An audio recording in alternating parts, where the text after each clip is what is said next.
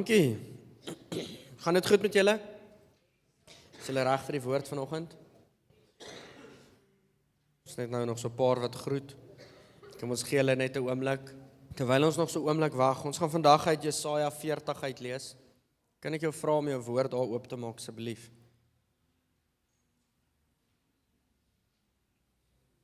Jesaja 40. Net 31 verse, ons gaan oukei wees.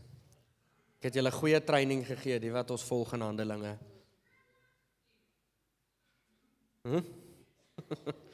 Handelinge is goeie leesstof, baie leesstof. Hierdie maand is definitief te kort. Okay, ons gaan nou in die skrif, jy kan net jou woord daar oopmaak, ons gaan nou soontoe gaan. Ek wil jou vra om vir 'n oomblik gehou, Ekskuus as ek heeltyd my keel skoonmaak, ons 'n bietjie slijm. Ons wil nou nie hê dit moet iewers heen gaan nie. Vandag bedien ek van moeg tot krag. As jy op ons general chat was, sou jy sien dat die kern van vandag se boodskap is Jesaja 40 vers 31. Ek het dit nou gesê, maar hulle sal rus kry wat na hom toe gaan. En ons gaan nou baie meer in detail daaraan gaan. Ek wil jou vra, sal jy gou jou oë toemaak asseblief? Van julle voel dalk al, jy gaan aan die slaap raak vandag. My oë moes al so lank toe gewees het. Dit is nou al 50 minute in en nou moet ek nog toemaak. Ek wil gou vanoggend vir jou 'n stukkie lees. Ek lees dit in die week en ek voel dit so, dit beskryf dit soveel beter as wat enige van my kreatiwiteit op hierdie oomblik dit kan beskryf.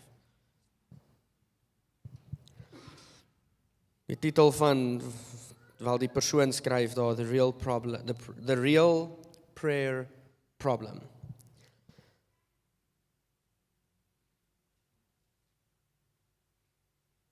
You're scrolling your phone at 6:47 a.m. Dis bietjie laat volgens my, maar ek neem aan is 'n Amerikaanse persoon. 6:47 a.m. The kids aren't up yet, but you're already running the day's mental checklist. Emails, the work projects that are due, someone's appointment, did you pay the bill? Your heart's actually racing a little. And in all of that, you think, I should pray. Then immediately I don't have time, and honestly, I just feel too scattered to actually do it right now. So you don't. You just go on to shower, you manage, you get everyone out of the house. By noon you feel it. Not necessarily regret, but something lighter than guilt, but heavier than a shrug.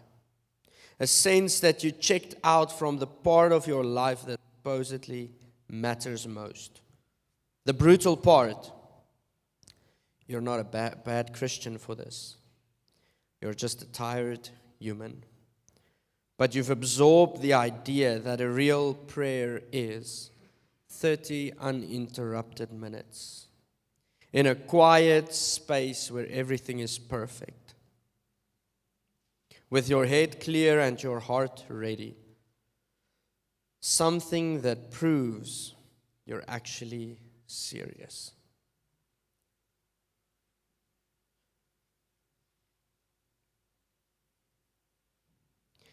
So iemand wat vandag voel, is hierdie stuk wat hierdie persoon skryf, hulle relate daarmee. So besig. Here, ek gaan bid wanneer my lewe rustiger raak en voordat jy jou oë uitvee is my lewe nie meer rustiger nie. Relate julle? Ek kan verseker daarmee relate. Vanoggend is ek bewus van 1 Tessalonisense 5 vers 16 tot 18. Eintlik so uit hierdie storie uit, dan kom die prediker dalk en hy sê, rejoice always, pray without ceasing, give thanks in all circumstances, for this is the will of God in Christ Jesus for you. Die meeste van ons, en as jy gaan kyk daarna, as jy bietjie gaan studies doen, die meeste van ons bevind onsself huidiglik in 'n plek waar ons die volgende sê, ek moet meer bid, ek moet meer Bybel lees, ek moet meer dissipline hê, ek moet beter wees, ek moet meer wees, ek moet. Enige iemand wat relate daarmee. Ek het vanoggend, glo ek het 'n boodskap wat jou lewe gaan verander. Dalk nie hierdie hype boodskap nie, maar ek het 'n boodskap wat jou lewe gaan verander. En ek vra die Here vandag om vir ons vars perspektief te gee. Kan ek dalk met so 4 konfronterende, nie noodwendig konfronterend nie, maar vra wat ek wil vra. En as jy skryf, ek gaan 'n oomblik gee dat jy dit neerskryf. Maar wat as gebed nie 'n tegniek is om goed van God af te kry nie?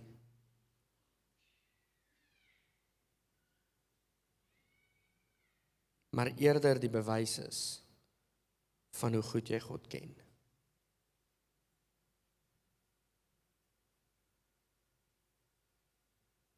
Wat as gebed nie 'n tegniek is om goed van God af te kry nie, maar eerder 'n bewys is van hoe goed jy God ken? Wat as gebed nie 'n plek is nie, maar 'n rigting is?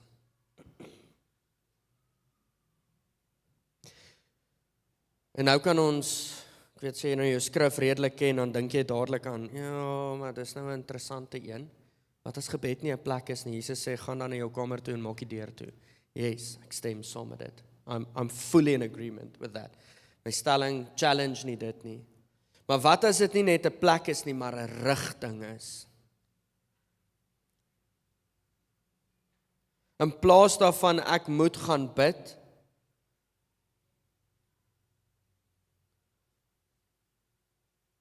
nou ek trek of ek gaan na hom toe. Ek het hierso geskryf, wat as die oomblik van gebed vir ons groter geword het as die een wat ons moet ontmoet?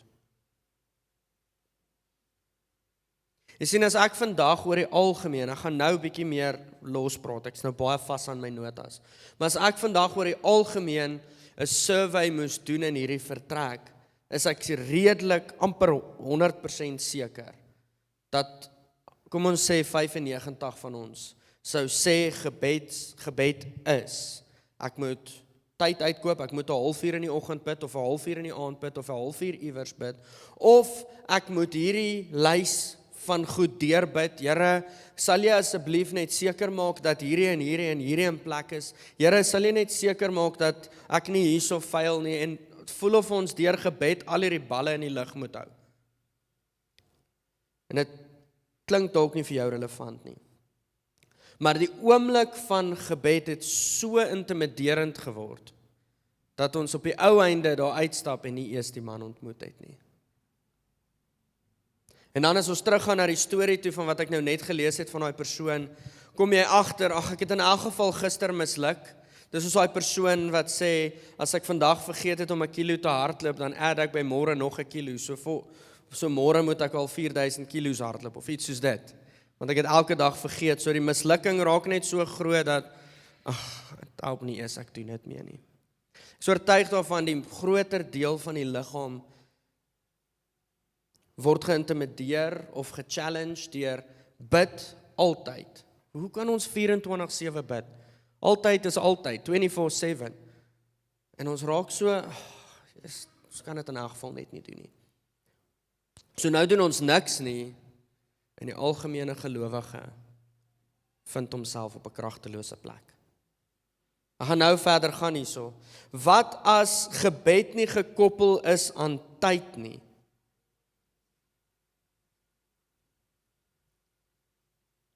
Wat as gebed nie 'n perfekte oomblik in die dag is nie, maar 'n herhaling? Kom ek verduidelik verder. Gebed is nie een perfekte oomblik, 'n perfekte halfuur of 'n uur of 2 ure of 4 ure per dag nie, maar dis die 100 keer of die 20 keer wat jy teruggaan na hom toe. So vandag wil ek met jou praat oor gebed. Ek wil jou challenge. Jesus kom en hy leer sy disippels, hy leer sy volgelinge om te bid. Inteendeel, hulle sien die krag van gebed so evident in sy lewe, dat hulle vra hom, Here, sal jy ons leer om te bid asseblief? Gebed is een van die grootste prioriteite veronderstel om te wees in die gelowige se lewe, want gebed is direk eweredig intimiteit met God, ons verhouding met God. Maar hier is die realiteit, ons kan nie effektief bid as ons nie effektief weet hoe om te bid nie. Dit klink nou dalk so heel eenvoudig, Maar die algemene een van ons word ingegooi, kom jy met 'n gelowige word, gaan duik deur die doopwater, vinnig in en uit, en jy is nou op jou eie. Daar sê, gaan bid. Ja, Here, okay, mooi dak hierso. Here, dankie vir my kossies. Dankie dat die blare groen is vandag. Here, dankie. En mens raak so, dankie vir al hierdie goed, niks teen dit nie. Maar ons vergeet om dieper te gaan. Julle gebed is nie die lys nie, gebed is die man. En kom ons gaan amper na die skrif toe. Hoekom is gebed dan so belangrik? Want ons is geneig om ons lewens self te probeer dra, asof alles van ons afhang. Ons probeer voorsien, ons probeer beheer, ons probeer regmaak, ons probeer almal gelukkig hou, ons probeer sterk wees. Is daar iemand wat relate hiermee? Ek vind myself baie op so 'n plek. Soos as ek hierdie boodskap voorberei, gewoonlik het ek so 2-3 weke om 'n boodskap voor te berei. Hierdie boodskap het die Here eers donderdag aand met my gedeel. En hierdie woord het nou al 'n geruime tydjie bietjie gemaal in my hart. Maar ek voel so hoe hierdie relevant is, want ons probeer, kom ek sê eerder, ek probeer die lewe self aan die gang hou. En voordat ek my oë uitvee, is ek moeg. Ek praat met die liggaam en oor die algemeen is die liggaam moeg. Die geveg is 'n bietjie lank. Voel amper asof die Here ons vergeet het. En is nie noodwendig omdat ons gehoorsaam is nie, soms is dit net omdat ons iets probeer dra wat nooit bedoel was om alleen gedra te word nie. Kom ons gaan in die skrif in. Ek het nog 'n mikrofoon nodig, hierso voor is een. Armand, hoe lees jy? Kan jy goed lees? Of een van julle, wie het Afrikaanse Bybel? Die Afrikaans. Kan ek vir jou die mikrofoon gee asseblief? Ek het nou gesê, Jesaja 40, nee, ek grap net. Okay, so, ek het my Engelse Bybel hier, dis hoekom ek hom gaan vra om te lees. Ek het niks teen Engels nie. Vir my is dit net in hierdie woord, ek geniet dit om in die Engels tyd te spandeer by die Here in hierdie woord. Ek is soos, wat maak nou so? Hier sê nou, ek geniet dit om in hierdie woord tyd te spandeer. Vir my voel ek hoe die Here my challenge om 'n nuwe manier van dink te dra. So, Armand gaan vir ons uit die Afrikaanse Bybel uit lees, Jesaja 40, al 31 verse. Ek gaan jou dalk so tussenin net so bietjie interrupt, maar terwyl hy soontoe gaan en terwyl hy sy mind voorberei, ek sien dit so amper intimiderend vir hom. So hierso is die konteks van hierdie skrif. Jesaja 1 tot Jesaja 39 is die liggaam, is die volk, God se volk. Hulle is nou 'n bietjie, hulle is moeg. Die kortste opsomming is, hulle is moeg. Hulle is nou al uit hulle land uit. Hulle is onder ander mense se slawerny. Die lewe is taaf. Eventually voel dit vir hulle, sien hierdie God my ooit raak. Dis waar die volk hulle self bevind. Kom ek, hulle vra die vraag, het God ons vergeet? Het God ons weggegooi? Is ons situasie groter as wat God kan hanteer? En die vraag is, hoe lank nog? Breek hierdie mikrofoon op? Ek wou sê, is dit my ore of wat gaan hier aan? En die vraag is, hoe lank nog? Ek is oortuig daarvan, hierdie is 'n relevante stukkie vir almal van ons. Hoe lank nog, Here? Ja, dit is nou bietjie lank. Hierdie winter was nou, hy's nou al verby, maar hy was nou 2 weke lank en hierdie 2 weke was te lank vir my. Hoe lank nog? Here, het jy vergeet van ons? Het jy ons weggegooi? Kom ons lees hoofstuk 40. So hoofstuk 40 word beskou as 'n swaaipunt in die skrif. Hoofstuk 1 tot 39, die volk is uit, hulle is in exile en hulle gaan deur baie. Hoofstuk 40 kom en dan baie skoliere of van die slim manne beskou dan nou van hoofstuk 41 tot die res eintlik as Jesaja 2, soos 1 Korintiërs 1, 1 Korintiërs 2, Jesaja is Jesaja 1, Jesaja 2. Maar hulle het dit een boek gesit, want hierdie is 'n koppel hoofstuk. Hoofstuk 40, vers 1.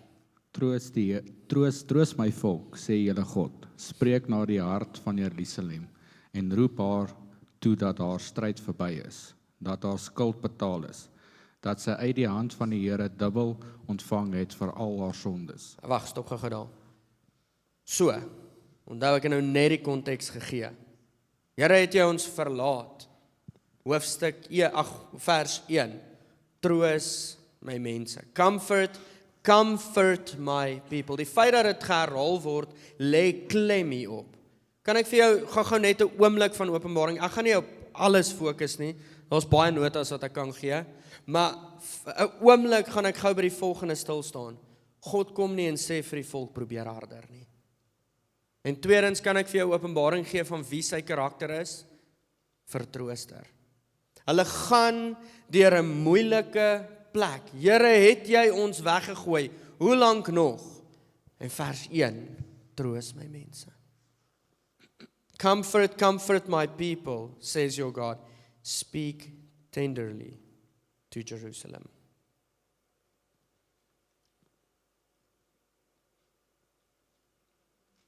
Ek het hier so 'n nota gemaak. Their environment impacted their theology. Die van julle wat van Pastoor Jan se tyd afkom sal onthou, hy het baie keer gesê, ons kan nie bekostig dat dit wat ons nou beleef, die omstandighede waarin ons is, ons teologie van wie God is, soos in stel nie. Ons kan nie, omdat ek nou deur 'n siekte toestand gaan, glo God wil my nie gesond maak nie. Ons kan nie, omdat ek deur hierdie challenge gaan, hierdie storm kry nie einde nie. Ons kan nie toelaat dat dit God se karakter bepaal nie, want sy woord bepaal sy karakter. So hierso is waar hulle self bevind. Ons omstandighede het bepaal, ek weet nie as wie jy nie. Maar hoor die goedheid van God. Comfort my people. Speak tenderly to them. God's discipline is not his abandonment. God se dissipline is nie sy weggooi nie. Wanneer hy jou dissiplineer, is dit nie omdat hy jou weggooi nie. Omstandighede is nie noodwendig God se dissipline nie. Maar hy kom vorm ons karakter. En dis nie dat hy jou weggooi nie. Lees ons verder asseblief, vers 3. 'n Stem van een wat roep, berei in die woestyn die weg van die Here. Maak gelyk in die wildernis 'n groot pad vir ons God. Elke dal moet opgevul en elke berg en heuwel klein gemaak word. En die bult moet 'n gelykte en 'n rotsagtige plekke 'n laagte word. En die heerlikheid van die Here sal geopenbaar word, en alle vlees tesame sal dit sien.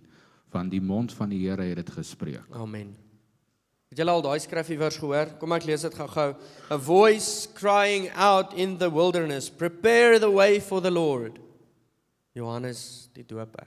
Hierdie is alles, onthou, hierdie is Ou Testament, so dis 'n skaduwee van wat kom. Hierdie is 'n profesie wat gerelease word. Hierdie volk beleef hulle self in moeilike omstandighede, hierdie volk beleef hulle self weggegooi, maar die vertrooster kom en hy sê, vertroos my mense.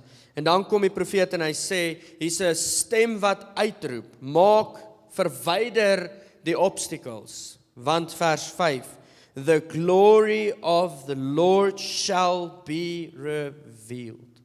Amen. As ek vandag vir jou vra, wat is die hoop wat jy dra?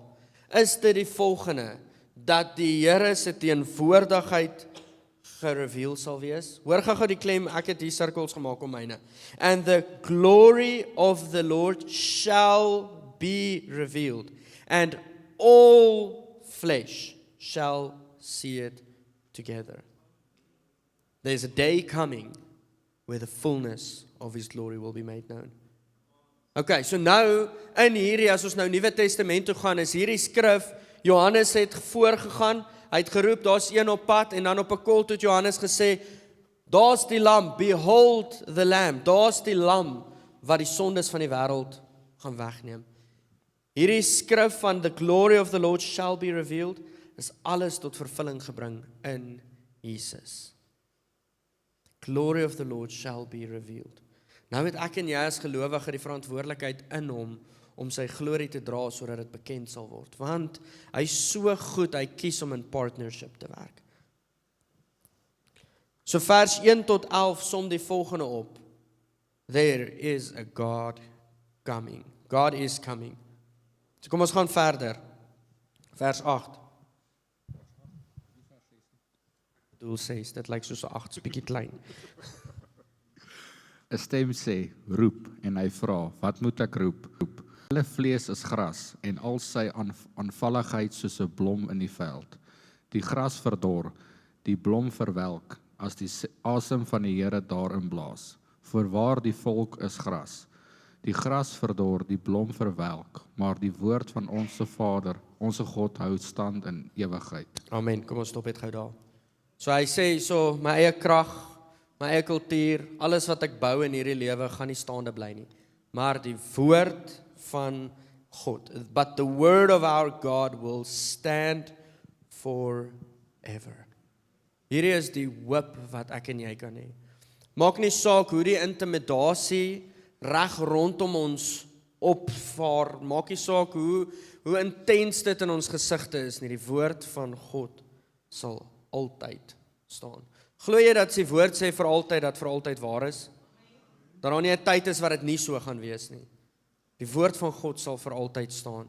Julle, ek is nog op pad, ek besef hierdie kan dalk nou vir jou voel, wat het dit met gebed te doen?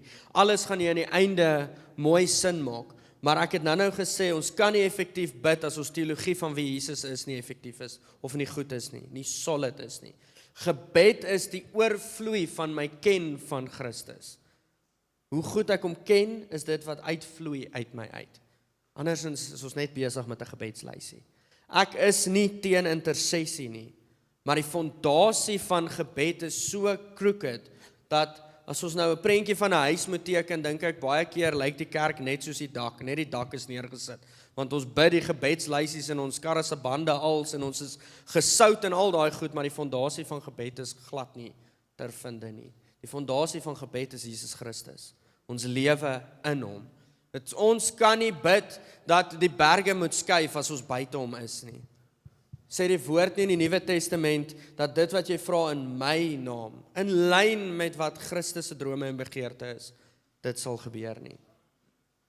Kyk, kom ons gaan verder. The word of the Lord will stand forever. Verder, 9. O Sion, verkondiger van goeie boodskap, klim op 'n hoë berg. Oor Jerusalem, verkondiger van goeie boodskap, hef jou stem op met mag, hef dit op.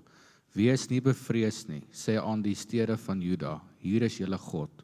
Kyk, die Here sal kom as 'n sterkte, en sy arm sal heers. Kyk, sy loon is by hom, en sy beloning is voor sy aangesig. Hy sal sy kudde laat wys soos 'n herder. Hy sal die lammers in sy arm vergader, en aan sy bors dra. Die lammeroeie sal hy saggies lei. Wie het die waters met die Wag. Ekskuus, die Engels en die Afrikaans, so ek het vir daai laaste woord gewag. Let julle gou op, so ons het nou vanaf vers 9 tot 11 gelees. Ek besef ek moet bietjie vinniger gaan. 9 tot 11 kom lê die fondasie. Onthou, dis 'n moe volk. Jesus kom, of die profeet kom openbaar, daar's iemand op pad, daar's 'n hoop vir my en jou op pad. Wat is die fondasie van hierdie hoop? Behold your God. Hy sê so, behold the Lord comes with might in his arm and rule for him. Behold the reward is with him and his recompense before him. He will tend his flock like a shepherd. Ek wil gou twee goed hierso sê. Die profeet kom en hy sê, kyk, daar is die koning wat heers, maar sy grootheid en sy almag maak hom nie onbereikbaar nie. Want kyk, daar's 'n herder wat sy skapies naby gaan hou. So hier is die hoop vir die volk wat moeg is.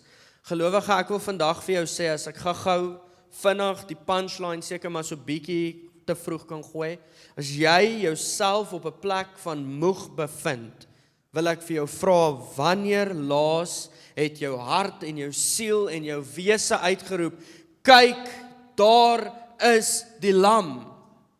Wanneer laas het jou oë kontak gemaak met die oë van vuur? Wanneer laas het jou lewe teruggegaan na daai plek toe van, Here, ek kan niks doen nie. Alles wat ek bou, ek werk my boeglam om my lewe suksesvol te maak, maar alles wat ek bou gaan soos gras net verbrand en wegwaai. Ons is 'n seisoen vir 'n blommetjie om te blom. In ons huis is dit korter, want my kinders pluk dit af en dan gooi hulle dit op die grond. Ons is 'n seisoen vir 'n blommetjie om te blom, maar ons is 'n seisoen vir daai blommetjie om te verwelk. Maar die woord van God, die lam sal vir altyd bly staan. So my geliefde broer en sussie, as jy moeg is, hierdie is nie 'n accusation vandag nie. Wanneer laas het jy gekyk? Wanneer laas het jy gaan stil staan? Wanneer laas het hy gehoor dat jy moeg is? Nie die mense rondom jou nie. Partykeer weet ons man en ons vrou goed voor die Here. Hy is alwetend. Ek weet hy doen. Hoor die prentjie wat ek probeer skets. Ons hardloop eerder na ons vriende toe voordat ons na hom toe hardloop. OK, kom ons gaan verder. Ek raak te passievol, vers 12. Wie het die waters met die holte van sy hand afgemeet? En van die hemele met 'n span die maat geneem, en in 'n drieling die stof van die aarde opgevang, en die berge geweeg met 'n weegtoestel, en die heuwels met 'n weegskaal. Wie het die gees van die Here bestuur en aan sy raadsman hom onderrig? Met wie het hy raad gehou en hom verstand sou gee en hom sou leer aangaande die pad van die reg en hom kennis sou leer en hom bekend maak die weg van die volledige insig.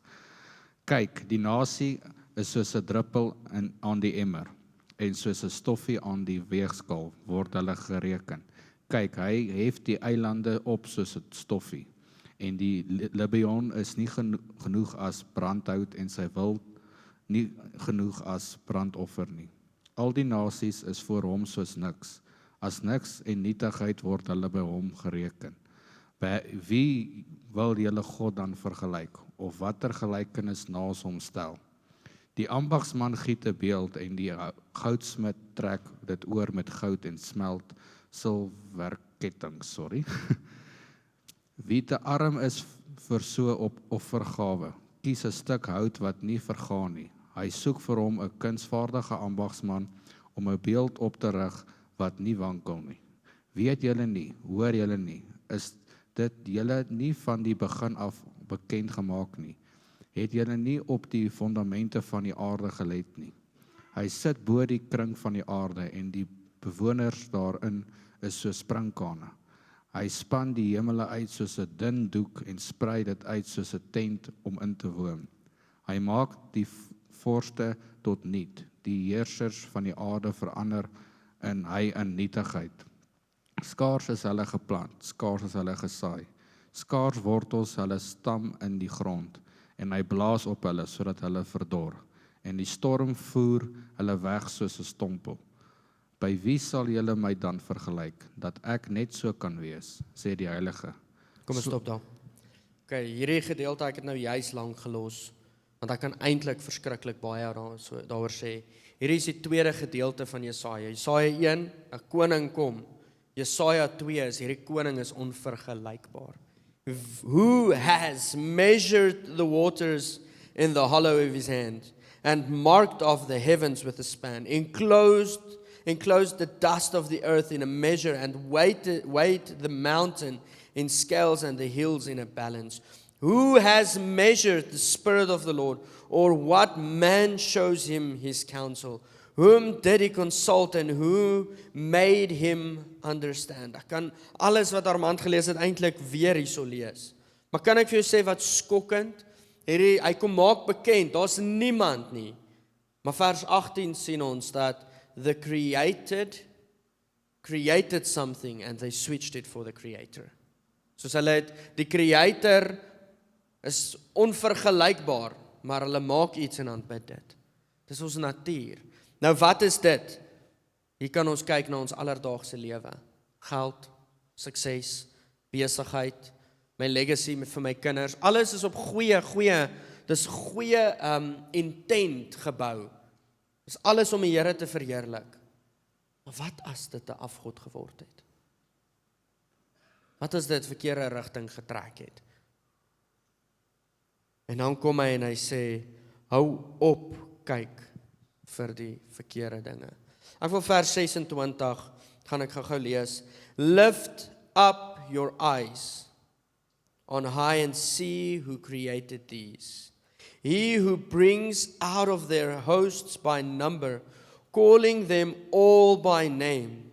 by the greatness of his might and because he is strong in power, not one is missing. Vanoggend wil ek vir jou vra, wat vandag, of nie vir jou vra nie, vir jou sê, wat vandag groot lyk, is nie noodwendig ewig nie. Maar God se woord staan vir altyd. Nee, ek is op verkeerde plek. Ek wou sê, daai lyn nou nie op nie. Ek het soveel confidence in dit gesê, hè.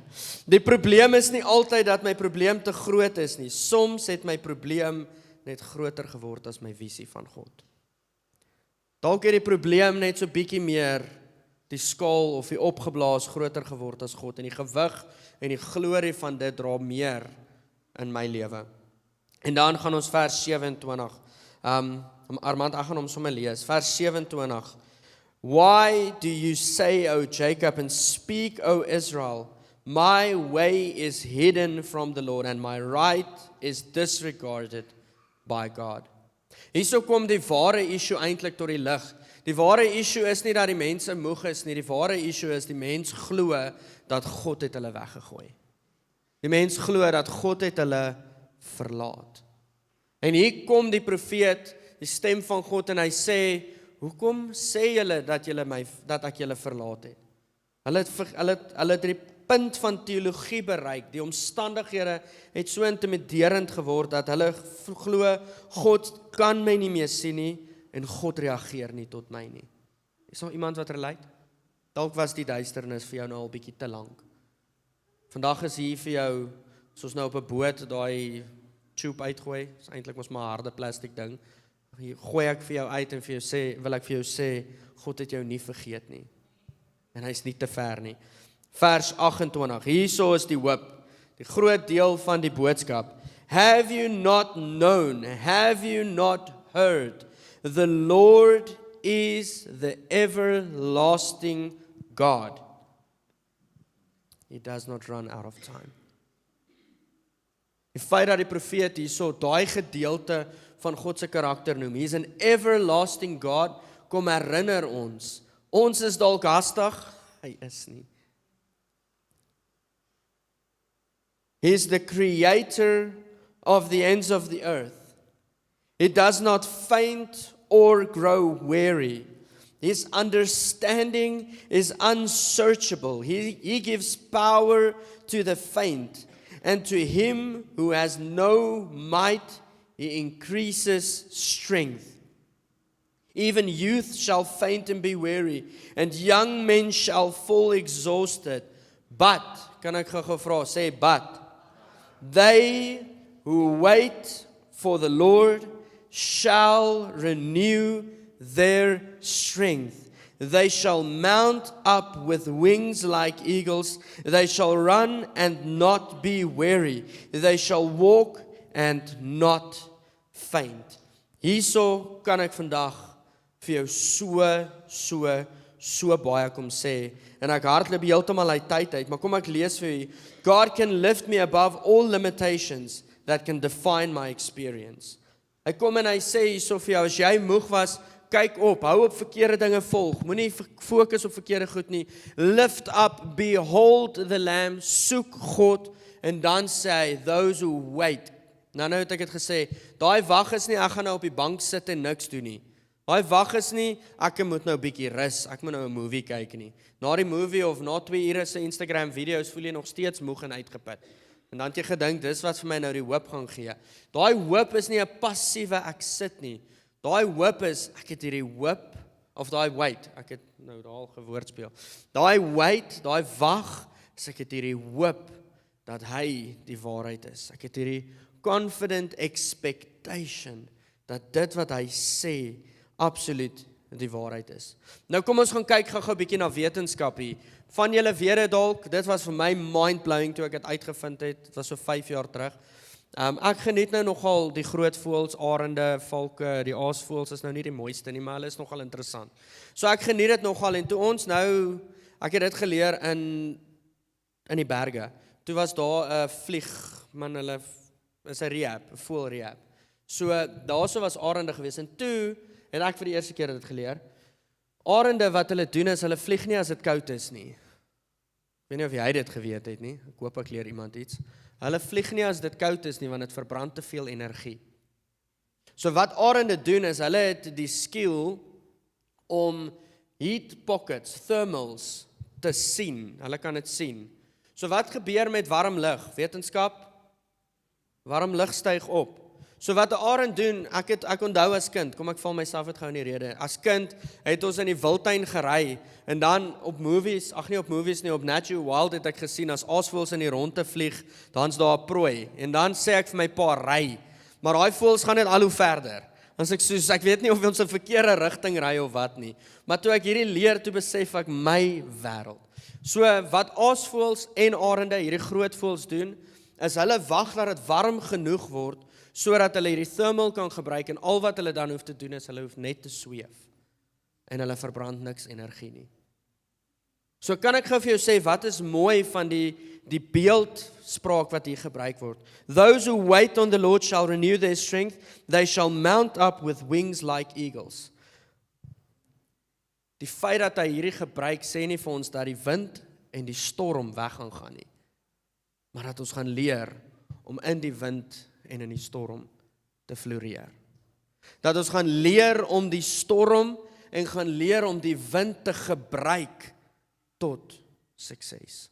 Vandag is hierdie my motivering, geliefde, as jy moeg is en jy sukses of deurbraak begeer, kom ons sê eerder deurbraak begeer, jou menswees kryf dit al, jou mond water sommer as jy net kan dink aan, kan nie wag dat hierdie relief kom nie, wil ek jou nooi, those who wait on the Lord shall renew their strength.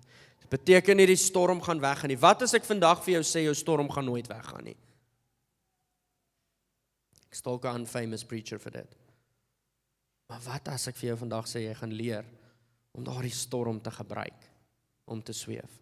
Okay, kom ons gaan nou aan. They shall mount up with wings like eagles. The eagle does not represent someone who never experienced wind, but a creature capable of using the wind to rise.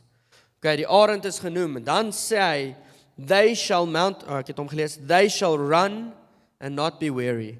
Ek het nou die dag met iemand gepraat wat sê, hy wil net gou 21 gaan hardloop. Dis nie vir my gou nie, en dis nie vir my lekker nie. So ek relate met wat hy hierso sê, want soos hardloop is effort. Maar hy sê hierso, those who wait on the Lord, they shall run and not become weary. Sien dit, daai boost wat nodig is, daai afstand wat nodig is om gecover te word, hy sal jou die krag gee. Maar weer eens, die afstand word nie weggevat nie. Want hoekom moet ons dan hardloop? So baie keer kyk ons na die skrif en ons dink, Jesus het die storm beveel om rustig te raak, so alles moet net rustig raak rondom my. Wat as hy daai storms gebruik om jou te roep om te floreer? So hy begin by vlieg, dan hardloop hy, dan gaan hy na hardloop toe, en dan die laaste een, they shall walk and not faint. Jy sien, hier is die realiteit, kom ons probeer dit prakties maak tot op die most basic vorm. Vanoggend was amazing worship gewees, het hom ervaar, het alles vir hom gegee, vir alles van, wat alles van ons, vir alles van hom.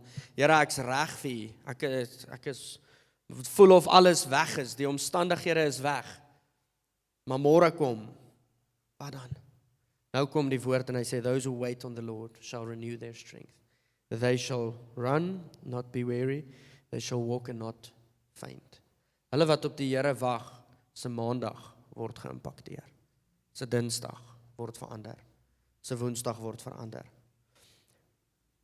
Kom ek sluit af met laaste paar goedjies. As jy kyk na die 3 bewegings, die vlieg, jy kry perspektief, jou omstandighede het nie noodwendig verander nie, jou perspektief het verander. Hardloop, genade sal jou dra waar krag nie kan nie. Grace will sustain you where strength cannot.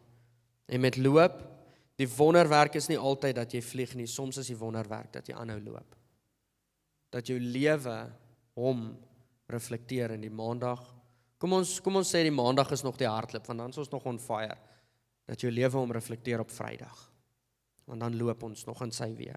Loop ons nog sterk. Okay, kom ons kyk na Handelinge en ek gaan net daarna verwys. 4 gedeeltes van Handelinge. Hoekom is gebed vir my en jou belangrik? En vir my en jou is dit nodig om die volgende te weet. 'n kultuur, ons konstante iets doen, wat ons preek hierdie maand, word bepaal deur iets wat jy waardevol vind. In hierdie skrif is die waardevol geroep na Jesus. Behold, kyk na hom, gaan na hom toe. Kom ons kyk gou wat het die Handelinge kerk gedoen deur hulle lewens wat geaffekteer is deur dit. Handelinge 1 is die boodskap, gaan wag. Ek het nou gesê, waiting isn't wasting. Gaan wag, maar hierdie wag weet ons, ek het dit Pinkster gepreek, hierdie wag weet ons is nie hulle het op hulle lazy boys gaan sit nie.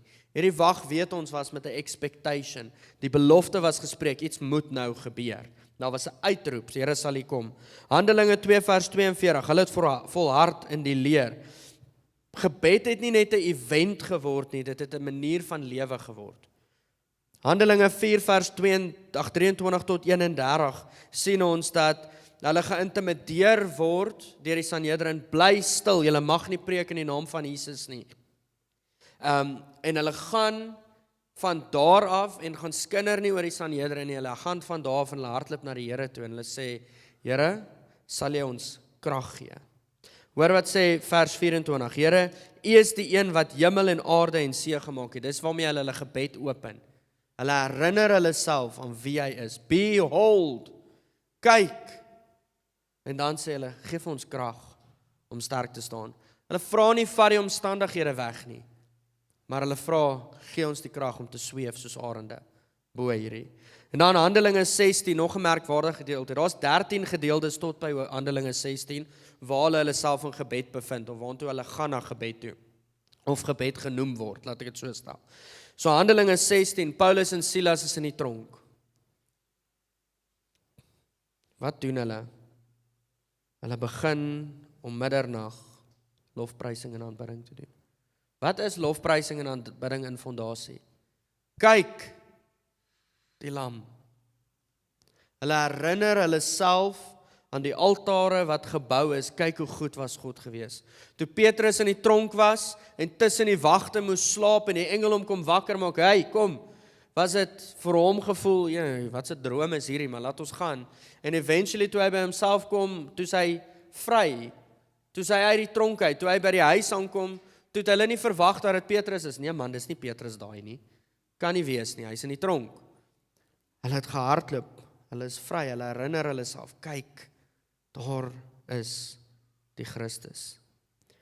Vir vandag vir jou sê, wat as gebed nie daai one-time event is, die 30 minute in die oggend is nie, maar die elke terugkeer na, Here, sal jy my wysheid gee voor hierdie gesprek. Die terugkeer na, Here, hierdie is vir my bietjie intimiderend. Vat 'n oomblik en ek herinner myself. So wat as dit nie 30 minute se gebed is nie, maar 20, 30 sekonde terugkere is na wie God toe is. 'n konstante herinnering, Here, hierdie is vir my te groot. Ek kom maak myself rustig. Kom ek sluit af met hierdie, as jy sielkundig gaan kyk bietjie, net 'n vinnige feit, rondom die, ek moet gebed add, die 30 minute, en nou het ek dit misluk, en ek gaan dit alweer nie reg kry nie, en of, Here, my tyd hardloop uit, Here, sal jy my vergewe asseblief. Daai maak dat jou kortisol vlakke spike. So met ander woorde, jou stresshormoon gaan haywire. En dan begin jy in veg en vlug gaan, en skielik is jy net soos, en jy beteken niks in daai gebedsessie nie. Maar deur die dag, elke oomblik wat jy kies om jouself te subject onder die heerskappy van 'n leier, onder die heerskappy van 'n God, dan is dit psigologies wat gebeur is, jy maak jouself rustig. Dadelik, partykeer voel ons net soos, Here, help my, is soos, hierdie ou soek nou alweer net aandag, maar dit beteken iets vir jou menswees, want skielik is jou mind gewire, maar daar's 'n kragtige een wat vir my veg. Ek is okay. Skielik is jou veg en vlug nie meer haywire nie, en in oomblikke ontmoet jy hom. So my challenge vir jou hierdie week is, as jy sukkel om by gebed uit te kom, die 30 minute, die uur, 2 ure gebedsessies, dis amazing. Maar die fondasie van gebed is terugkeer na wie hy sê jy is. Die fondasie van gebed is om jouself te herinner, wie is hy? Here, Vandag voel die voorsiening 'n bietjie stadig, maar ek onthou hoe U vir my voorsien het. Ek onthou daai tyd, toe ek ook op hierdie plek was, en ek niks gehad het nie, het U vir my bonatuurlik die deure kom oopmaak, en my gesin het geëet. Ek kom terug na daai altaar toe, en ek maak my menswees rustig, en ek sê, ons gaan okay wees. In daai tye fokus ons oë nie op die groot probleem nie, maar op die groot God. Here, ek wil vra, sal U ons lei as family om U te ken. Here, vir elkeen wat moeg is vandag, wil ek vra, mag hulle dit reg kry om op U te wag.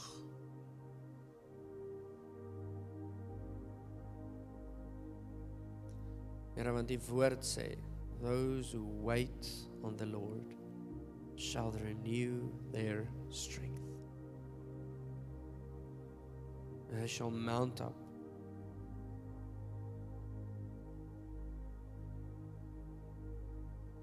They will soar like eagles.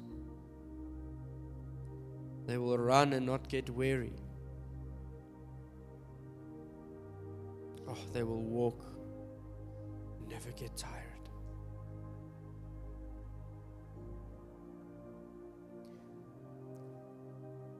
Here, ek bid dat die saad wat vandag gesaai is, op vrugbare grond sal wees. Bid dat die woord wat vandag bedien is, ontvang sal word. Here, want hier is die evangelie.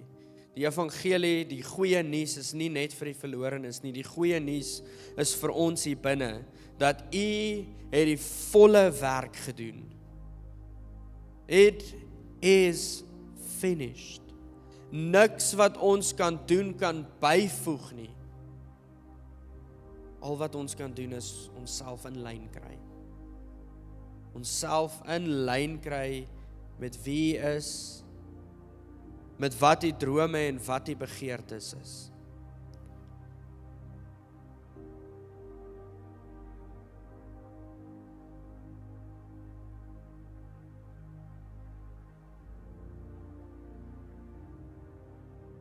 Ons is lief vir U.